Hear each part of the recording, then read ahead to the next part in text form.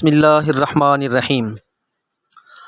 Pure herbal tips के platform से अस्सलामुअलैकुम दोस्तों, आज मैं ऐसे लोगों के लिए एक बेहतरीन टिप लेकर हाज़िर हुआ हूँ जो जिस्मानी तौर पर बहुत कमज़ोर हैं और अपना वज़न बढ़ाना चाहते हैं।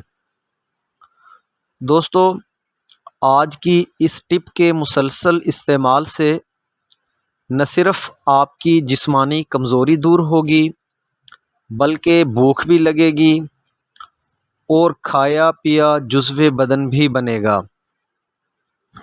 दोस्तों, इसके लिए आपको 4 चीज़ों की ज़रूरत है। नंबर 1, अच्छी खजूर बग़ैर गुठली के 5 अदद। नंबर 2, केले 2 अदद। नंबर 3, खालिस दूध 2 गिलास। और नंबर 4, सफ़ेद तिल 1 बड़ा चम्मच। इन सब चीज़ों को मिलाकर शेक बना लें और हस्बे ज़रूरत गुड़ या शहद को मिलाकर नोश फरमाएं।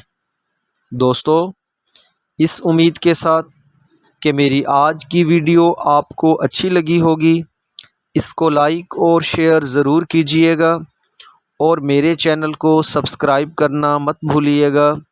अपना ख्याल रखिएगा। अल्लाह हाफिज़। बिस्मिल्लाहिर्रहमानिर्रहीम।